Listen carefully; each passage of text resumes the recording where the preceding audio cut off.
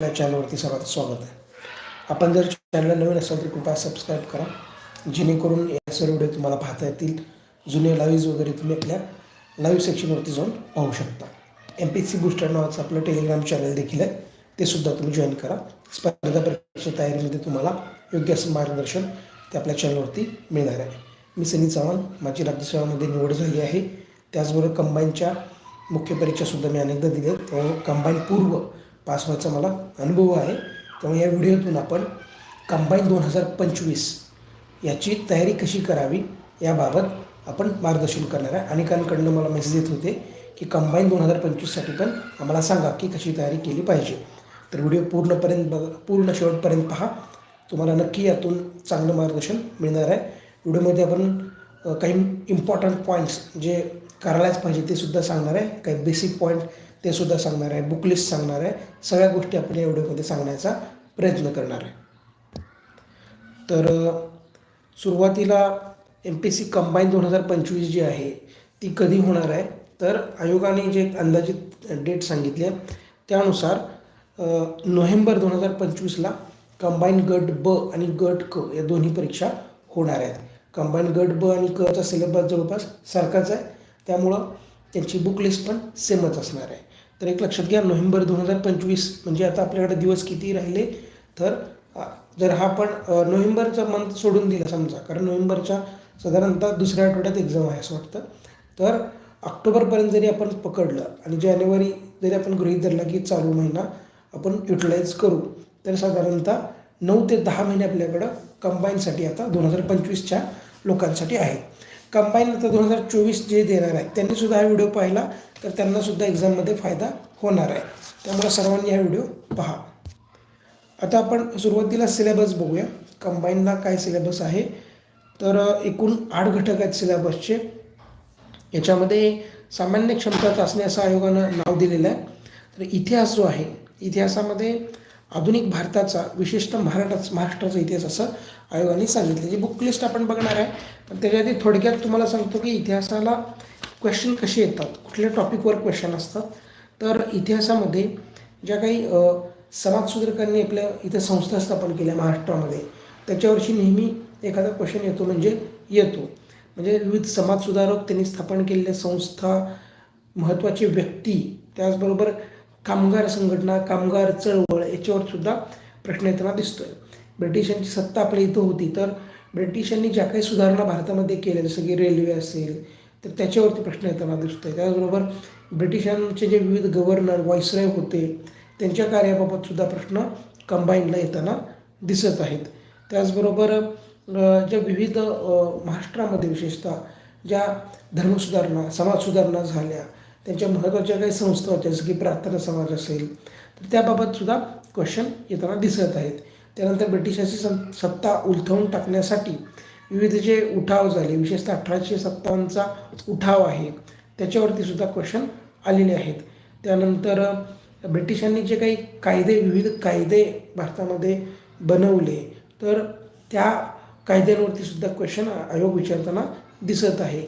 त्यानंतर जो काही सांप्रदायिकतेचा मुद्दा आहे, म्हणजे जे धर्मावरून भांडणं वगैरे झाली किंवा विविध त्याच्यासाठी संस्था उभारल्या गेल्या, त्या संबंधित काही व्यक्ती होत्या, तर त्या संबंधित सुद्धा क्वेश्चन मागच्या काही वर्षापासून येताना दिसत आहे. त्यानंतर विविध ज्या चळवळी आहेत, काँग्रेसने केलेल्या चळवळी किंवा महाराष्ट्रातील क्रांतिकारकांच्या चळवळी, अशा विविध चळवळीवरती सुद्धा क्वेश्चन येताना दिसत आहे. त्यानंतर वृत्तपत्रे, काँग्रेसची अधिवेशनं, ब्रिटिशकडून अर्थव्यवस्था, याच्यावरती सुद्धा क्वेश्चन येताना दिसत आहेत.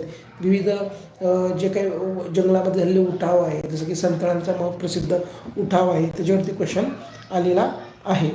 त्यानंतर महत्त्वाच्या संघटना महाराष्ट्रात स्थापन झालेल्या असतील, देशभरात स्थापन झालेल्या असतील, याच्यावरती जे क्वेश्चन आहेत ते येताना दिसत आहेत. तर इतिहासाचं लक्षात घ्या, महाराष्ट्राचा इतिहास आणि भारताचा इतिहास दोन्हींवरती आपल्याला तयारी करावी लागणार आहे. त्यामुळं इतिहास जर व्यवस्थित तयारी केली आपण, तर चांगले मार्क हा विषय आपल्याला देणार आहे. तर आता एक तुम्हाला प्रश्न विचारतो, कमेंटमध्ये तुम्ही उत्तर देऊ शकता. संताळांचा जो उठाव आहे त्याचे नेते कोण होते व तो उठाव कधी झाला? संताळांचा उठाव कधी झाला, त्याचे नेते कोण होते, तुम्ही कमेंट करा.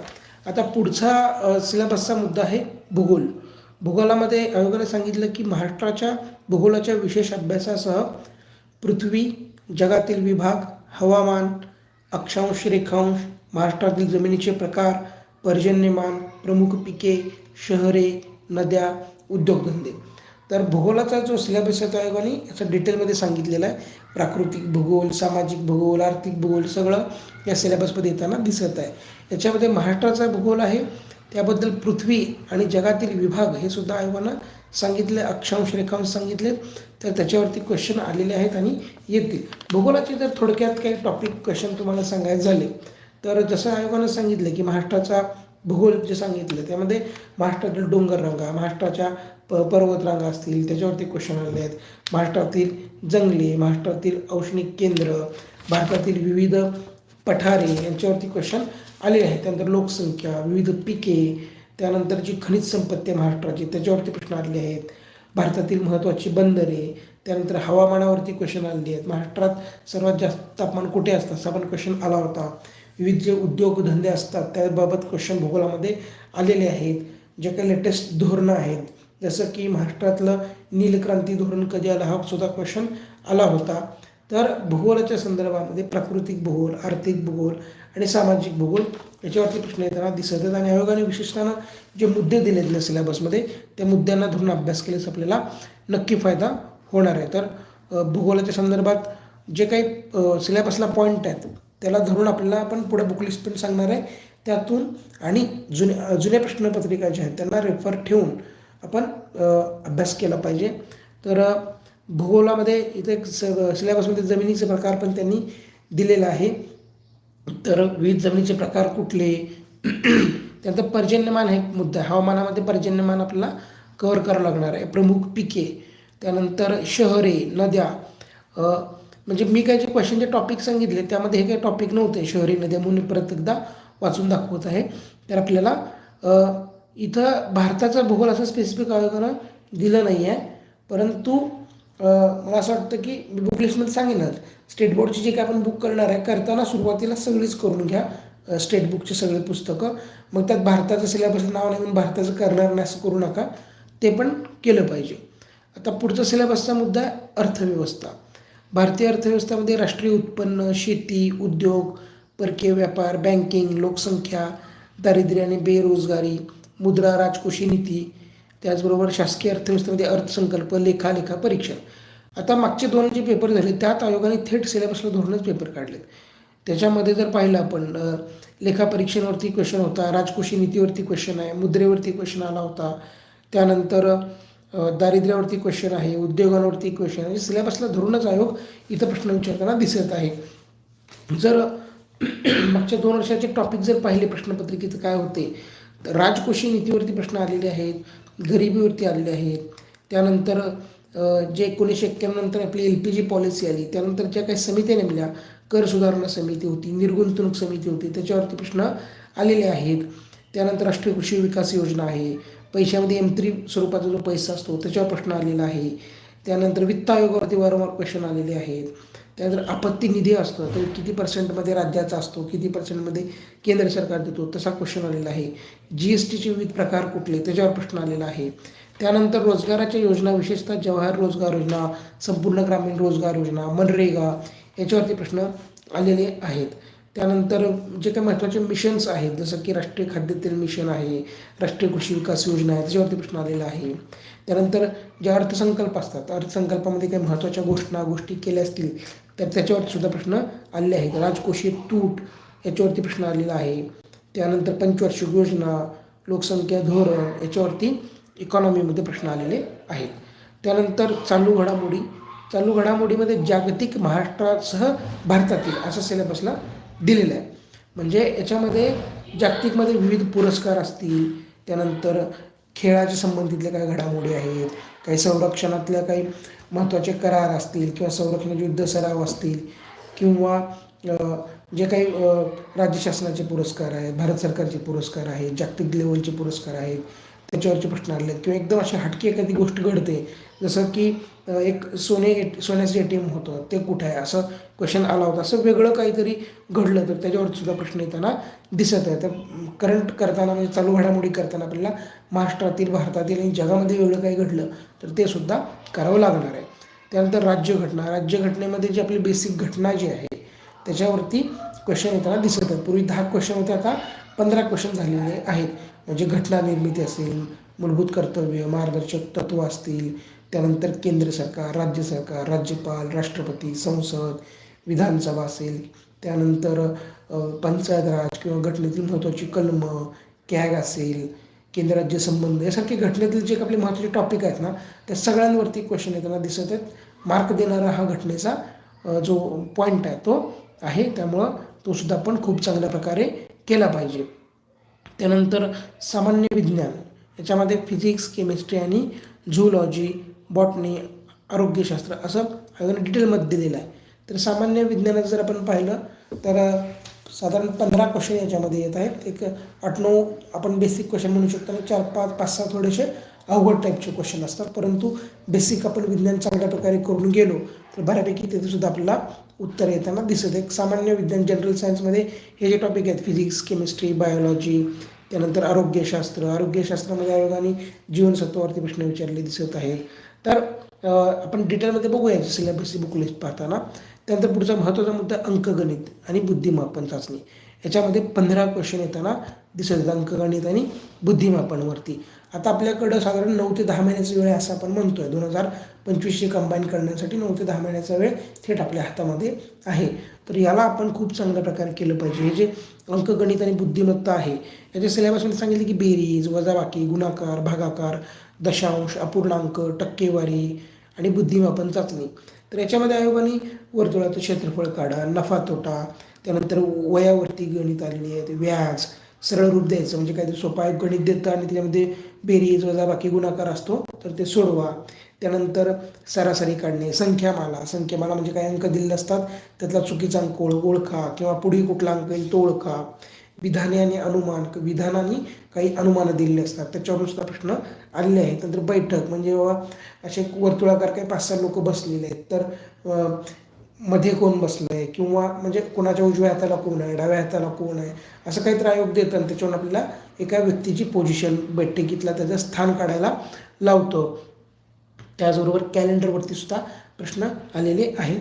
त्यानंतर अंतर आणि दिशा म्हणजे घरातून निघाला, मग 5 किलोमीटर गेला, उजवीकडे वळला, मग उत्तरेला गेला, दक्षिणेला गेला, मग घरापासून तो किती लांब गेला, अशा टाईपचे क्वेश्चन अंतर आणि दिशामध्ये येतात. वेन डायग्रामवरती सुद्धा प्रश्न आलेले आहेत. नफा तोटा आहे, किंमत घसारा म्हणजे एखाद्या वस्तूची किंमत आज एवढी आहे आणि इतक्या टक्क्यानं ती वस्तूची किंमत कमी कमी होत जाते, तर 4 वर्षांनी त्याची किंमत कशी असेल, तर अशा स्वरूपाचे क्वेश्चन आयोगाने विचारले आहेत. तर हे 15 जे क्वेश्चन आहेत तर जे आलेले आहेत ना, मागच्या वर्षी 20 क्वेश्चन होते.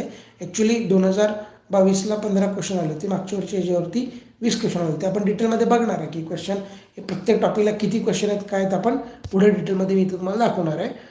तर गणिताला 20 क्वेश्चन आले होते, मागच्या 15 म्हटलं सुरुवातीला, तर ते 2022ला आले होते, पण 23पासून 20 क्वेश्चन याच्यावरती येत आहेत. अंकगणित आणि बुद्धिमापन असे 2 सिलेबसला वेगळे मुद्दे दिल्यामुळे याचं वेटेज 20 मार्काचं खूप मोठं वेटेज आहे. आणि हे जे मी सांगितलं तुम्हाला मागच्या 2 वर्षात ज्या टाईपची गणित आली होती, तर त्याचा पुढच्या 9-10 महिन्यामध्ये आपण प्रत्येक गणितचा टाईप घेतला आणि त्याचा चांगला सराव केला. एक वही बनवून प्रत्येकाची नमुना एक 5-5, 6-6 गणितं लिहून ठेवली, त्याची सूत्र काय आहेत सूत्र लिहून ठेवली, काही ट्रिक्स असतील पटकन उत्तर काढायचे त्या लिहून ठेवल्या आणि पुढील 8-9 महिने चांगला सराव केला तर निश्चितपणे 20पैकी 15पेक्षा जास्त मार्क आपण पाडू शकतो आणि 100% मग पूर्व परीक्षा पास व्हायच्या दिशेने आपण वाटचाल करू शकतो. तर हा सिलेबस मी सुरुवातीला इतक्या डिटेलमध्ये का सांगितला, तर सिलेबस जे आहे ना ही चावी आहे. जे पास व्हायचं कुलूप उघडायचं ते चावी सिलेबस ही गोष्ट लक्षात ठेवा. जर सिलेबस तुम्हाला व्यवस्थित माहिती असेल, पाठ असेल, तर अभ्यासाला तुमच्या योग्य दिशा मिळते. तुम्ही काही करत असाल आणि फक्त एक प्रश्न विचारायचा की सिलेबसला आहे का, असेल तरच ते करायचं. यामुळे तुमचा वेळ वाचणार आहे, योग्य दिशेने अभ्यास होणार आहे.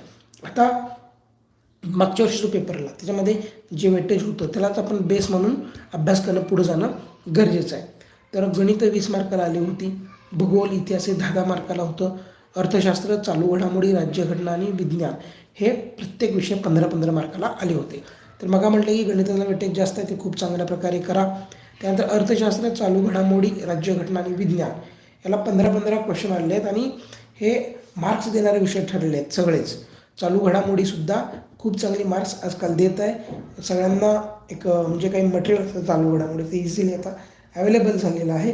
तर त्याच्या आपण चांगली नोट्स काढली, मागच्या 4-5 वर्षात कसं क्वेश्चन विचारतात ते पाहिलं तर इथं 15पैकी खूप चांगले मार्क येतात आणि पास होणं सोपं होऊन जातं. अर्थशास्त्रामध्ये सुद्धा जे सिलेबसचे मुद्दे आहेत त्याला धरून अभ्यास आपण केला, मागचे काही प्रश्न पाहिले आणि जरा चालू घडामोडी पण अर्थशास्त्रात व्यवस्थित पाहिल्या तर आपल्याला निश्चित चांगले मार्क इथं पडतात. राज्यघटना काय स्टॅटिक आहे आपली, म्हणजे घटनेमध्ये काही फारसे बदल नाही आहेत प्रश्नांमध्ये, तेच पुस्तकातले प्रश्न घटनेत येताना दिसत आहेत, तिथं पण आउट ऑफ आउट मार्क पडू शकतात. इतिहास जो आहे तो इतिहास पण महाराष्ट्राचा इतिहास याच्यावरती जास्त फोकस दिसतो आयोगाचा. आणि तो जर आपण व्यवस्थित केला, स्वातंत्र्य चळवळ असेल किंवा मगाशी आपण सगळे मुद्दे पाहिले ते जर व्यवस्थित केले, इतिहासमध्ये सुद्धा एक चांगले ॲव्हरेज मार्क आपण याच्यामध्ये घेऊ शकतो. भूगोल आहे, भूगोल पण जो आहे तो महाराष्ट्राचा भूगोल आपण जास्त जोर देऊन करणं गरजेचं आहे. त्याचबरोबर भारतातले सुद्धा काही घटक आहेत त्याच्यावर सुद्धा प्रश्न आहेत. जसं की लोकसंख्येवरती भारताच्या शहरांच्या किंवा राज्यांच्या घनतेवर क्वेश्चन आला होता. तर थोडंसं आपल्याला भारताचं पण भूगोल व्यवस्थितपणे करावं लागणार आहे. तर आता आपण बुक लिस्ट बघूया आणि त्यानुसार थोडक्यात त्याची स्ट्रॅटर्जी पण बघूया की काय करायला पाहिजे. सुरुवातीला इतिहास जे आहे ना, इतिहासाला चूक काय करतात लोक की पुस्तकं खूप घेतात किंवा खूप साऱ्या गोष्टींच्या मागे धावतात, त्यामुळं फारशा हातात लागत नाही किंवा मग खूपच घाबरतात की इतिहास अवघड काही विचारतो आम्ही मग मार्क येत नाहीत किंवा इतिहासाकडं सोपं आहे म्हणून पण दुर्लक्ष होऊ शकतं. तर इतिहासाला मोजकी पुस्तकं वापरा. समाधान महाजन यांचं आणि विपुल थोरमाटे यांचं जे समाज सुधारक विशेषतः महाराष्ट्र इतिहासाचं पुस्तक, ही 2 पुस्तकं जर व्यवस्थितपणे केली तर बऱ्यापैकी इतिहास चांगला आपल्याला जातो. त्याचबरोबर तुम्हाला करायचं असेल 11वीचं जुनं पुस्तक आहे इतिहास, ते सुद्धा तुम्ही याच्यामध्ये ॲड करू शकता. पण ही मोजकी पुस्तकं करा, त्याच्या नोट्स काढा, याच्यामध्ये चांगले मार्क पडतील. आता इतिहास असेल किंवा इतर कुठलाही विषय असेल त्याला अजून एक महत्त्वाची गोष्ट आहे की जुने पेपर, साधारण मागच्या 4-5 वर्षाचे पेपर जे तुम्ही प्रिंट काढून ठेवले पाहिजे ते वारंवार पाहिले पाहिजेत. त्याच्यावर उत्तर टिक करून ते वारंवार पाहिले पाहिजे. कसे क्वेश्चन विचारतोय, आयोग उत्तर कसं देतोय किंवा दिलेल्या प्रश्नातील काही मोजकीच माहिती मला माहिती आहे, त्या माहितीवर मला उत्तर निघतं का, इलिमिनेशन, इन्क्लुजन या पद्धतीनं जे मला उत्तर काढता येतं का, अप्रोच लॉजिक वापरता येतो का, हे पण करणं खूप गरजेचं आहे. कारण हे सगळेच लोक कराले, जर आपण नाही केलं तर आपण याच्यामध्ये मागे पडू. म्हणजे 2-3 गोष्टी, एक तर अभ्यास खूप चांगला करायचा आहे, मोजक्या पुस्तकातून चांगला अभ्यास करायचा आहे, त्याचबरोबर जुन्या प्रश्नांवरती पकड पाहिजे. विशेषतः इतिहासाला जुने प्रश्न जर चांगले पाठ असतील तर याचा नक्की फायदा आपल्याला परीक्षेमध्ये होतो. आणि त्याचबरोबर आयोगाच्या प्रश्नांना समजून घेणं, त्यातलं एक अप्रोच लॉजिक बिल्ड करणं हे पण गरजेचं आहे. तर आता 9-10 महिने वेळ आपल्याकडं, तर सगळ्या गोष्टी आपण करू शकतो. नोट्स नसतील नोट्ससुद्धा चांगले आपण काढू शकतो. सगळं जे काही अप्रोच आहे, लॉजिक आहे, जुने पेपर, जुने सगळे इतिहासचे प्रश्न आपण व्यवस्थितपणे केल्यास इतिहासामध्ये आपल्याला चांगले मार्क पडतात. त्यानंतर पुढचा विषय भूगोल. भूगोलला जे आहे ना, विशेषतः महाराष्ट्राच्या भूगोलावरती आयोगाचा भर आहे.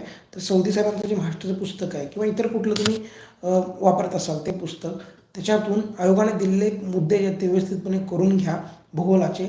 मागच्या वर्षातील भूगोलाचे म्हणजे मागच्या 5-6 वर्षातील भूगोलाचे प्रश्न बघा, कंबाईन पूर्वला विशेषतः कसे पडतात, तर त्यानुसार आपण त्याचा अभ्यास केला पाहिजे. आणि भूगोलला पण मोजके सोर्सेस ठेवा. एकतर सौदी सरांचं पुस्तक वापरा किंवा दुसऱ्या कोणाचं तरी वापरताय तर ते कंटिन्यू करा. आणि याचबरोबर 7वी ते 10वी भूगोल पण करून घ्या, कारण खूप चांगली पुस्तकं 7वी 10वी स्टेट बोर्डची आलेली आहेत. मराठीमध्ये खूप चांगला डेटा कंटेंट आलेला आहे, त्यातनं अनेक एक्झामला प्रश्न आलेले सुद्धा आहेत. आणि त्याचे नोट्स काढा, शालेय 7वी ते 10वीचे नोट्स काढा, तुम्हाला खूप फायदा होईल. सगळ्या एक्झामला फायदा होईल, कंबाईनला सुद्धा होईल आणि सगळीकडे होईल. त्याचबरोबर हे करून झाल्यानंतर शक्य असेल तर NCERT 11वी फिजिकल जिओग्राफी जो आहे भारताचा तो, आणि एक दुसरं एक 11वीचं पुस्तक आहे जिओग्राफीचं, ते NCERTची 2 पुस्तकं आहेत. तर ही नीट तुम्ही जर केली तर त्यातसुद्धा फायदा होऊ शकतो. पण ही कधी बाकीचं झाल्यानंतर, म्हणजे पहिला महाराष्ट्राच्या भूगोलला प्रिफरन्स द्या, त्यानंतर 7वी 10वीचा भूगोल करा आणि मग हे NCERT करा 11वीचा. भारताचा भूगोल पण चांगला दिला आहे आणि इतर भूगोल पण चांगलं दिलं आहे. आणि 11वी स्टेट बोर्डचं आहे ते पण चांगलं करा. थोडंसं याच्यामध्ये जागतिक लेवलचा भूगोल दिलेला पण वरवरनं एकदा बघून घ्या, म्हणजे काही भूगोलात बेसिक काही क्वेश्चन विचारले गेले, डोंगर निर्मिती, दरी निर्मिती, तर आपल्याला बेसिक माहिती असेल आणि काही एखादा विचित्र प्रश्न आला तर त्याच्यावरून आपण त्याला टॅकल करू शकतो. तर हे का सांगतोय, तर वेळ आहे आपल्याकडं, 9-10 महिने आपल्या हातात वेळ आहे. म्हणून जे आता खास 25ची तयारी करतात त्यांनी 7वी ते 11वी स्टेट बोर्डची पुस्तकं केली तर त्यांना फायदा होऊ शकतो. सगळ्या एक्झामला चालते, ते राज्यसेवेला सुद्धा हेच आहे, कंबाईनला सुद्धा हेच आहे. तुम्हाला याचा निश्चित फायदा होणार आहे. आणि जे काही जुने प्रश्नपत्रिका पाहायचं ते भूगोलला पण लावू आहे, जुने पेपर पाहिले पाहिजे. राज्यघटनेत तुम्ही एम लक्ष्मण करू शकता किंवा इतर कुठले कोळंबे सरांचं करू शकता किंवा लोकसेवाचे क्लास नोट्स आहेत, लोकसेवा पब्लिकेशनचे क्लास नोट्स आहेत राज्यघटनेचे, ते सुद्धा चांगले आहेत, ते सुद्धा तुम्ही करू शकता. एम लक्ष्मीकांत आहे, ते जर व्यवस्थितपणे केलं तर त्यातले प्रश्न थेट येताना दिसत आहेत. 9-10 महिन्याचा वेळ आहे, तर एम लक्ष्मीकांत व्यवस्थित करा, त्याचे नोट्स काढा. नोट्स काढणं खूप गरजेचं आहे. नोट्स नाही काढले तर काही उपयोग नाही. नोट्स कंपल्सरी काढा. 9-10 महिने वेळ आहे, त्याचा तुम्हाला निश्चित फायदा होणार. राज्यघटनेचे पण जुने प्रश्न बघा. सहसा आपण घटनेचे प्रश्न बघत नाही, तर हे चुकीचं आहे.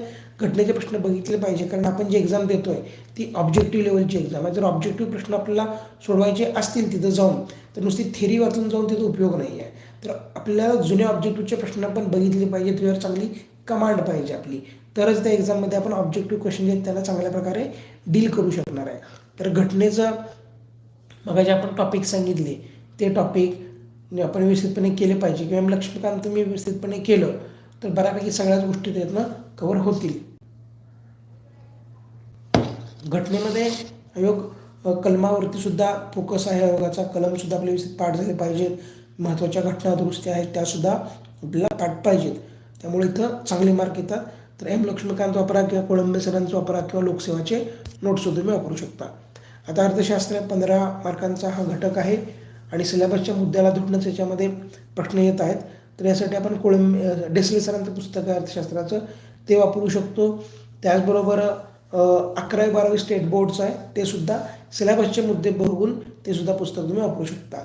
डेसले सरांचं पुस्तक खूप जरा मोठं पुस्तक झालं आहे, परंतु जुने प्रश्न आणि जो सिलेबसचे मुद्दे आहेत तेवढेच आपण व्यवस्थित बघितले, त्याचे नोट्स काढल्या तर इथं आपल्याला मार्क चांगले येणार आहे. जसं की गरिबी असेल, त्यानंतर बजेट आहे, राजकोषीय नीती आहे, वित्त आयोग आहे, त्यानंतर याच्यामध्ये विविध जे काही समित्या नेमल्या गेल्या अर्थव्यवस्थेसंदर्भात 1991 नंतर विशेषतः निर्गुंतवणूक समिती असेल, त्याचबरोबर विविध धोरणं जी आहेत, राष्ट्रीय कृषी विकास योजना आहे, त्यानंतर GST, त्यानंतर HDI सारखे काही कन्सेप्ट असतील, त्यानंतर विविध योजना आहेत जसं की रोजगाराच्या योजना, जवाहर रोजगार योजना, मनरेगा योजना, याच्यावरती क्वेश्चन आलेले आहेत, उद्योगावरती क्वेश्चन आलेले आहेत. तर ज्याच्यावरती क्वेश्चन आलेले आहेत ना ते आपण टॉपिक जर सुरुवातीला टार्गेट करून या पुस्तकात आधी व्यवस्थितपणे करून घेतले तर आपल्याला निश्चित याचा फायदा होणार आहे. आणि सिलेबस बघा, जुने प्रश्न बघा आणि हे डेसले सरांचं पुस्तक नीट करा, लिहून काढा.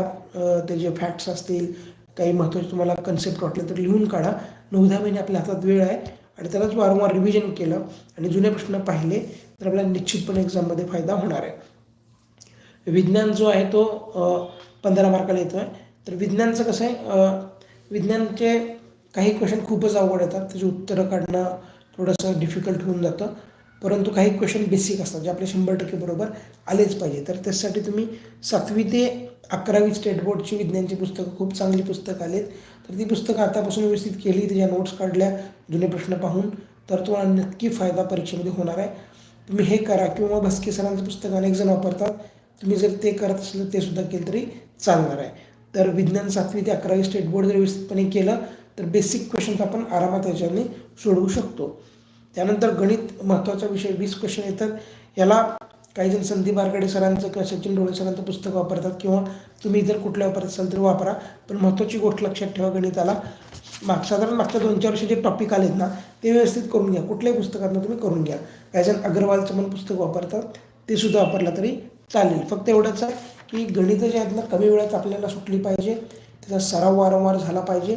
जे काही पुस्तकं वापरणार आहात तुम्ही त्यातले जे प्रत्येक टॉपिकची गणितं आहेत त्यातले मोजकी गणितं लिहून काढा, त्याचे सूत्र लिहून काढा. जुन्या पेपरमध्ये कशा टाईपची गणितं आली ती बघा, कमी वेळात कशी सोडवायची ते पहा आणि पुढचे 9-10 महिने एकदम चांगला पक्का सराव करा.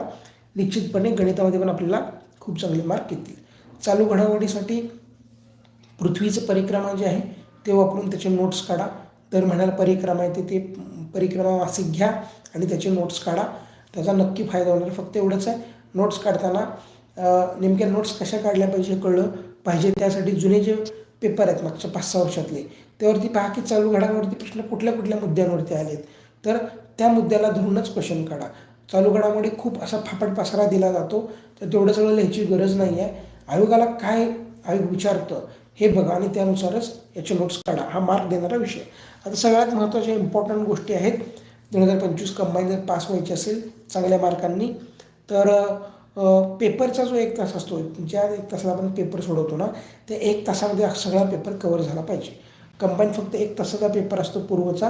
ह्यात सगळं आहे, ते गणित आहेत, विज्ञान, अर्थशास्त्र, इतिहास, भूगोल, चालू घडामोडी, एवढे सगळे क्वेश्चन या सगळ्यांचे येणार आणि 1 तास तेवढा पुरत नाही अनेकांना. त्यामुळं कंबाईन निघत नाही. हा मेन प्रॉब्लेम आहे. तर तसं होऊ द्यायचं नसेल, 1 तासात पेपर आपल्याला चांगला कंप्लीट करायचा असेल, तर सगळ्यात महत्त्वाचं पेपर सोडवायचं स्किल आपल्याला आलं पाहिजे.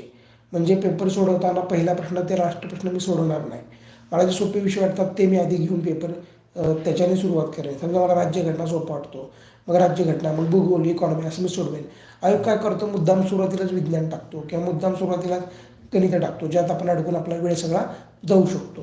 तर तसं न करता प्रायोरिटीने आपल्याला पेपर सोडवता आला पाहिजे. त्याचबरोबर पेपरमध्ये पटापटा आपण पेपर सोडवला पाहिजे. जे प्रश्न येतात ते पटकन सोडवायचे आणि जे अडले त्या प्रश्नांना गोल करायचं प्रश्नपत्रिकेवर आणि पुढचा प्रश्न पाहायचा. ते कुठल्याही प्रश्नामध्ये जास्त वेळ घालवायचा नाही. ही खूप मोठी आणि महत्त्वाची गोष्ट आहे. पटापट आपल्याला गोष्टी तिथं करायच्या आहेत. त्याचबरोबर रिव्हिजन जर चांगली तगडी असेल आपली, तर तिथे वेळ कमी लागतो. कंबाईनच्या पेपरमध्ये जर रिव्हिजन आपण खूप भारी करून गेलो, तर खूप कमी वेळामध्ये कंबाईनचे प्रश्न सुटतात. किंवा कुठल्या एक्झामला दिला, परंतु विशेषतः कंबाईनला का, तर फक्त 1 तासाचा तो पेपर आहे. तर चांगली पक्की रिव्हिजन आपली असली तर कन्फ्युजन होत नाही, पटापटा उत्तर येतात, वेळेमध्ये पेपर आपण कव्हर करू शकतो. मग आता पुढचे 9-10 महिने आहेत, त्याचं तुम्ही आता एक टाईम टेबल बनवलं पाहिजे की अमुक महिन्यापर्यंत मी सगळा अभ्यास संपवेन, त्यानंतर माझे रिव्हिजन असतील, मग एखादी टेस्ट सिरीज लावेन, मग रिव्हिजन करत राहीन. ह्या ज्या काही गोष्टी आहेत आपल्या, त्या आपण वेळापत्रक आखून ह्या केल्या पाहिजे, जेणेकरून पेपरमध्ये गोष्टी आपल्याला पटापट आठवतील आणि उत्तर येतील. त्याचबरोबर त्या पेपरमध्ये काही असे क्वेश्चन असतात की ज्याचा डेटा फार कमी आपल्याला माहिती असतो किंवा माहितीच नसतो क्वेश्चन, तरीसुद्धा त्याची उत्तर आपल्याला काढता आली पाहिजेत. म्हणजे प्रश्नांचे काही शब्द उत्तरामध्ये असतात, ते उत्तर असतं का, किंवा मोठं पर्याय, सगळ्यात मोठा पर्याय, तो उत्तर असतो का, किंवा मराठीमध्ये सुद्धा आयोगाने इंग्लिशमधलं वाक्य दिलं तर ते उत्तर असतं का, किंवा एखादं चिन्ह, कंस किंवा असं काहीतरी वापरलेला पर्याय, मग ते उत्तर असतं का, वरीलपैकी सर्व असतं का. अशा ज्या काही सगळ्या गोष्टी आहेत ना, हे तुम्ही जुने पेपर बघून हे डेव्हलप करा. ह्यालाच आपण अप्रोच लॉजिक म्हणतो. आणि हे जर आपण केलं तर तिथं 4-2 मार्क आपले एक्स्ट्रा बरोबर येतात आणि आपण पास होतो. तर पेपरचं 1 तास आपल्याला कसा वापरला पाहिजे तेही मी सांगितलं आणि नेमकं काय करायचं हे तुम्ही आता पुढच्या 9-10 महिन्यामध्ये करू शकता. त्यानंतर नोट्स, म्हणजे आता वेळ आहे तर सगळ्या विषयांच्या नोट्स आपल्या करून ठेवा. नोट्स असतील तर रिव्हिजन फास्ट होतं, त्यामुळं पेपरमध्ये सगळ्या गोष्टी आठवतात. त्यानंतर पुढचा मुद्दा PYQ. प्रत्येक विषयाचे जुने जे PYQ आहेत, विशेषतः कंबाईनची प्री देतोय तर सुरुवातीला कंबाईन प्रीचे PYQ करून घ्या सगळे व्यवस्थितपणे. मग ह्याला तुम्ही एखादं पुस्तक वापरू शकता किंवा आयोगाचे पेपर हार्ड प्रिंट करून घ्या कॉपीमध्ये आणि ते मागच्या 5-6 वर्षाचे पेपर पण तुम्ही करू शकता.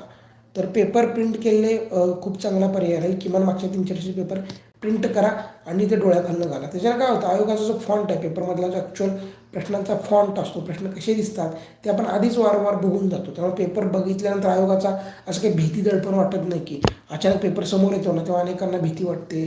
पेपर चाळताना ते शब्द आयोगाचे कळत नाहीत, मग चूक विचारले का अचूक विचारले, सिली मिस्टेक्स होतात. तर ते टाळायचे असेल तर किमान 3-4 वर्षाचे पेपर प्रिंट मारा, त्याची उत्तरं प्रश्न वारंवार पहा. त्यामुळं डोक्यामध्ये आपल्याला तो फॉन्ट बसला पाहिजे, शब्दरचना बसली पाहिजे आणि एक कमांड आपली पेपरवरती आली पाहिजे. तर पेपर प्रिंट करा.